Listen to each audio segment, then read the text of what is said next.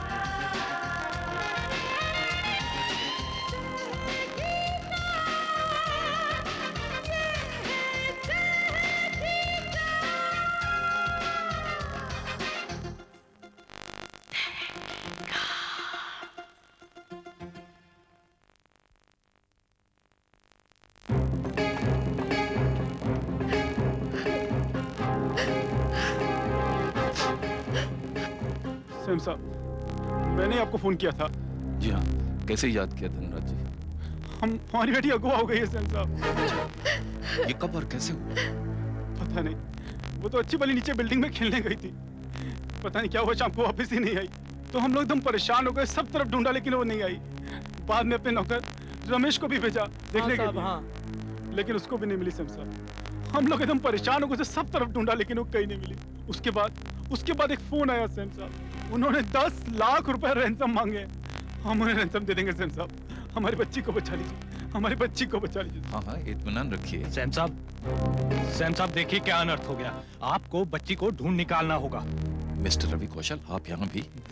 Hang on, मुझे बताएंगे इससे हो क्या रहा है?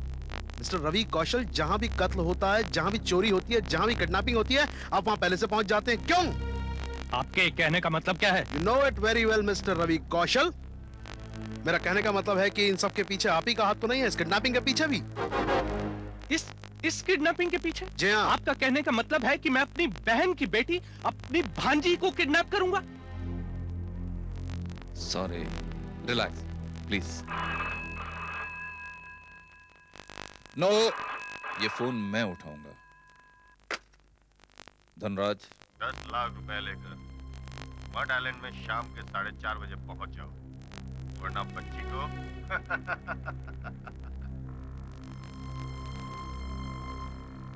किसका था? वही था। 10 लाख रुपए मांगे हैं, वक्त दिया है और जगह बताइए। मालिक पैसे दे दीजिए, बच्ची को अपनी बचा लीजिए मालिक, कैसे भी करके। हम रुपए देने को तैयार हैं सैम साहब, हमारी बच्ची को बचा लीजिए। ठीक है, बात तो गलत है, लेकिन इसके सिवाय इस वक्त और कोई चारा नहीं है। आप रुपए का इंतजाम कीजिए, लेकिन पैसे लेकर आप नहीं जाएंगे, हम जाएंगे। लेकिन हमारी बच्ची? आपकी बच्ची आ जाएगी महफूज।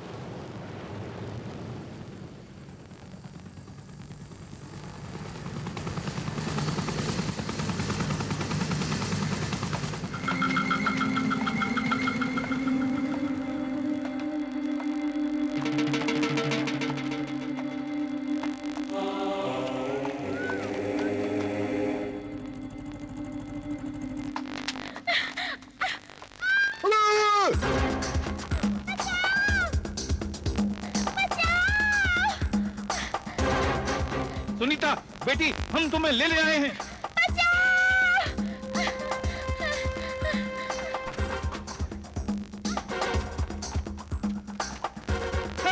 छोड़ दो बच्ची को, छोड़ दो। देखो मैं रुपए लाया हूँ, पूरे 10 लाख रुपए हैं जैसे तुमने मांगे थे। बैग लो, बच्ची ले जाओ। बैग हम नहीं देंगे, तुम बच्ची को ऊपर लेकर आओ। बच्ची को छोड़ दो वरना गोली मार दूंगा। गोली नहीं। पैसे पहले, बच्ची बाद में। नहीं पैसे हम नहीं देंगे, तुम धोखा देंगे तो। धोखा नहीं देंगे, नीचे आओ। अच्छा ऐसा करो, हम पैसे यहाँ छोड़ देते हैं और नीचे आते हैं, बच्ची को लेंगे, तुम ऊपर आके पैसे ले लो। मंजूर है? ठीक है। चलो गुड्डी। अरे क्या करती है, रोकना। अंकल बोले ना पैसे दे रहे हैं, रोकना। अरे छोड़ो। सुनीता कहाँ हो? छोड़ो मुझे अंकल।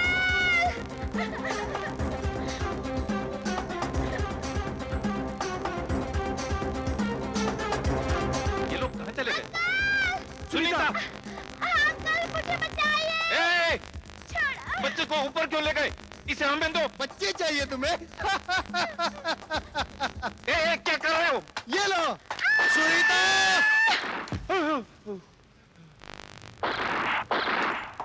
सुनीता देखो बेटे, आंखें खोलो। सुनीता देखो बेटे। अंकल। हाँ, अरे देखो बेटा, हम आपके घर आ गए। Mummy papa. बेटा, मेरी लाडली मेरी बच्ची, कहाँ थी तू? हाँ, कैसी है मेरी बच्ची? Thank you very much Sam साहब, आपने हमारी बच्ची को बचा लिया। देखिए आपका 10 लाख रैंसम हम दे तो आए हैं, लेकिन उसको वापस लाएंगे और याद रखिए इन बदमाशों को हम छोड़ेंगे नहीं। थैंक यू सैम साहब, थैंक यू वेरी मच। अच्छा बेटे, ये काली टोपी और काले चश्मे वाले अंकल जाएं अब? नहीं अंकल, थोड़ा चाय पी के जाओ ना। अच्छा चाय तो नहीं पियेंगे, लेकिन आपके साथ थोड़ी गपशप मारेंगे, ठीक है? हाँ। और आप हमारी गोदी में आएंगे? इसे ले लो, आ जाओ मेरे पास, आ जाओ। अच्छा अब अंकल को ये बताओ कि जिस घर में आपको इन बदमाशों ने रखा था, वो घर कैसा था? एकदम छोटा सा था। छोटा सा था और आपको कमरे में बंद करके रखा था? हाँ। कमरे में खिड़कियां थी? हाँ, एक बंद एक खुली। एक बंद एक खुली। अच्छा जो खुली खिड़की थी उसमें क्या नजर आता था? दूसरे मकान? नहीं, एक बड़ा सा पहाड़ नजर आता था और पहाड़ के पीछे बहुत देर का सूरज निकलता था। ईस्ट। देर से सूरज निकलता था। और जो बंद खिड़की थी उसमें से तो आपको कुछ नजर आता ही नहीं होगा। नहीं, आता तो है। कैसे? उसके पीछे होल थे। होल थे और क्या नजर आता था? लाइट आती थी, जाती थी, आती थी, जाती थी। और कुछ सुनाई देता था? हाँ। क्या? समुद्र आता था रात को, शाय शाय करके चला जाता था सुबह। समुद्र आता था। Light house. यस। हाँ, अच्छा वो आपको कुछ खाने पीने को देते थे कि नहीं? दूध वूध पिलाते थे कि नहीं वो बदमाश? नहीं, दूध तो नहीं। हाँ, उधर भैंस तो थे, तो भी दूध नहीं पिलाते थे। भैंस थी? डेयरी आपने देखी? देखी तो नहीं, मगर सुनी है।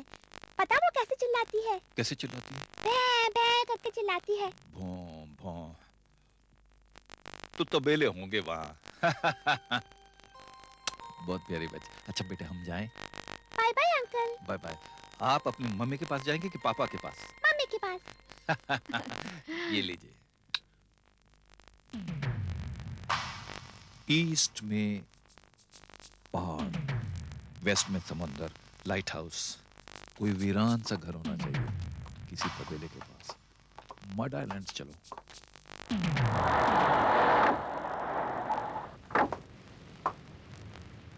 भिंडे देखो, गौर से देखो, ये एक ऐसी जगह है जिसके एक तरफ पहाड़ी है और दूसरी तरफ समुंदर, और वो देखते हो वो लाइट हाउस भी है। बस एक तबेला अगर मिल जाए ना इसके आसपास तो घर उसके पास ही होगा।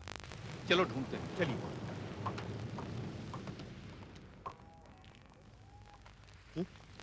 क्या हुआ सैम? सुनो सुनो। भैंस की आवाज। सैम देखो, ये देखो भैंस का तबेला।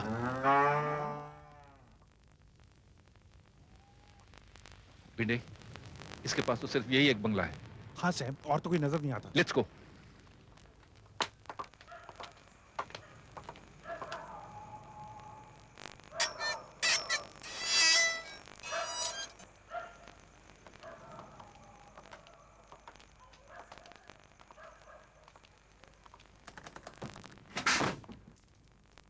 गोपी देखना स्विच होगा यहाँ कहीं। यहाँ नहीं है सैम। यहाँ है।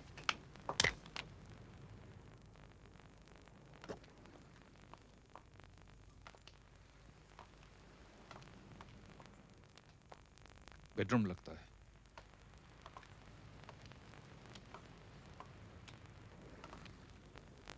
गोपी, बच्ची ने क्या कहा था कि कमरे में 2 खिड़कियां हैं।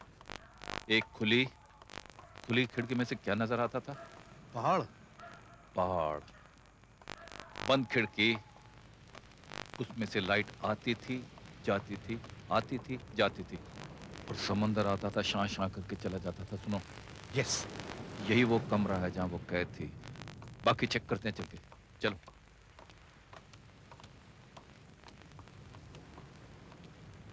इधर देखिए, किचन, बाथरूम। अलमारी खोल के देखें क्या है इसमें।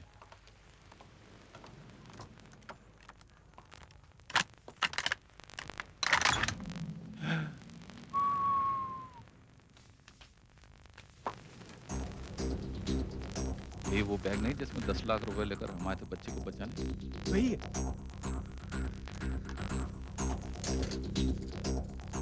9 लाख का हार। हैं? ये ज्वेलरी, ये रुपए, मतलब जितनी चोरियां हो रही थी ये सारा माल यही है। खड़ी आई।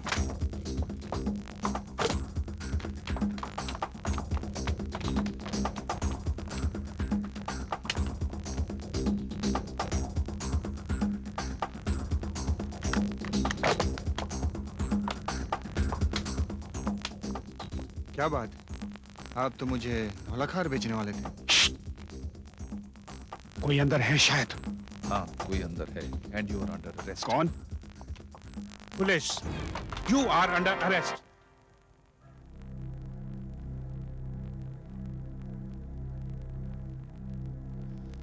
बख्शी साहब, जरा यहां तशरीफ लाएंगे प्लीज।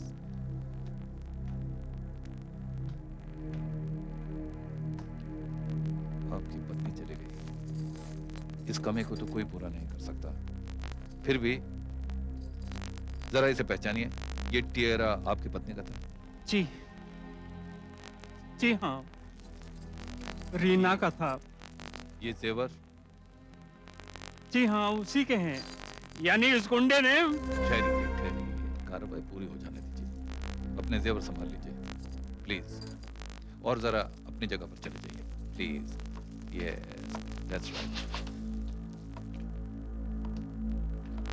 रहमान साहब, जरा इसे पहचानिए। ये 9 लाख का हार क्या आपकी बेगम का है? या अल्लाह, तेरा लाख लाख शुक्र है, आपने मुझे हार दे दिया। खुदा आपको सलामत रखे। तो इसका मतलब है ये उसी ने।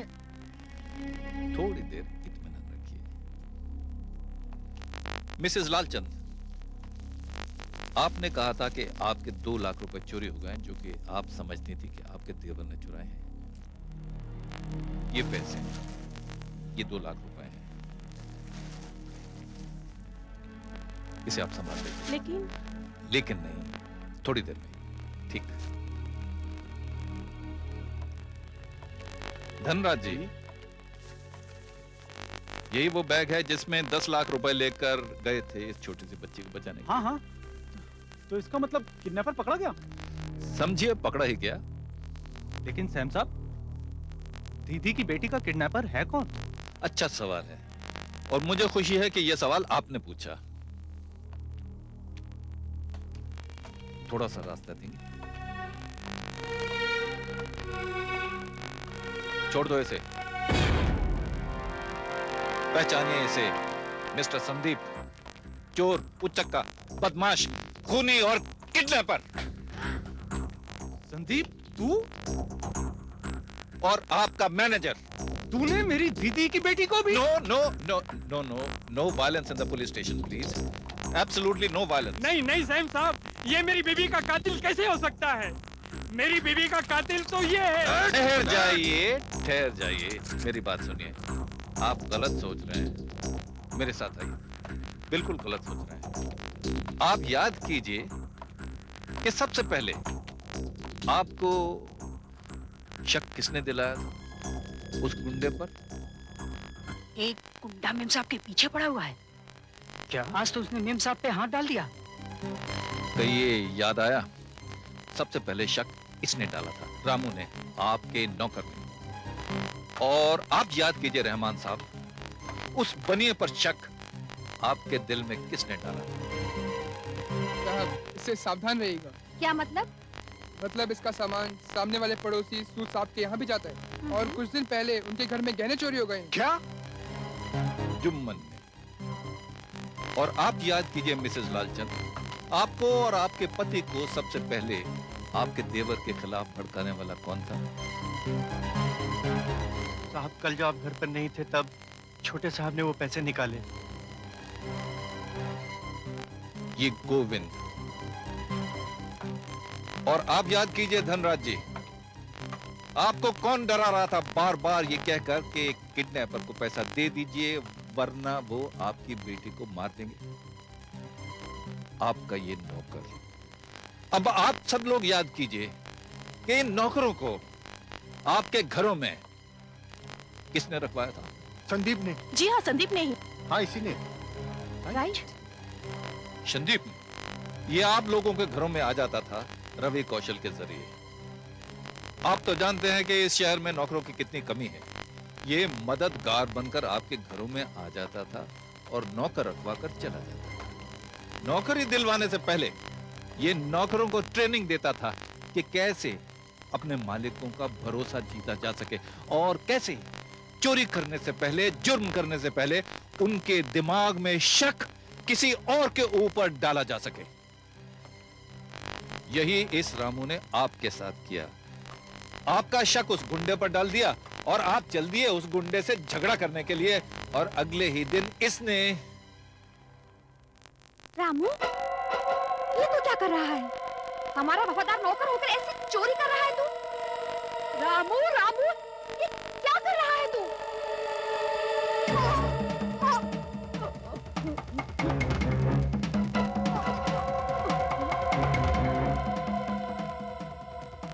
यही है खूनी बख्शी साहब, यही है चोर। भिंडे, पकड़ो इसे, ये तुम्हारा कल्प्रेट नंबर 1। और ये भोली भाली सूरत वाला जुम्मन।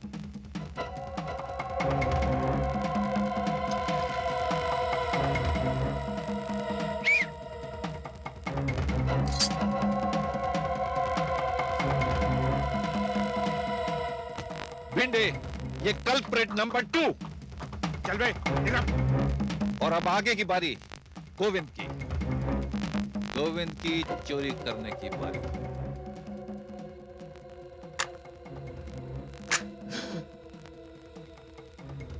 गोविंद, तू यहाँ क्या कर रहा है?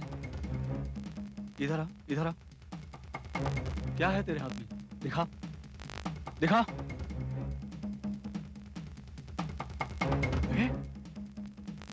इसका मतलब तू चोर है। यानी तूने मेरे भाई पे गलत इल्जाम लगाया, जिसे मैंने घर से बाहर निकाल दिया। उठ, उठ। मैं तुझे अभी पुलिस के हवाले करता हूँ। चल, भाई को छुड़ा कर वापस लाऊंगा। चल।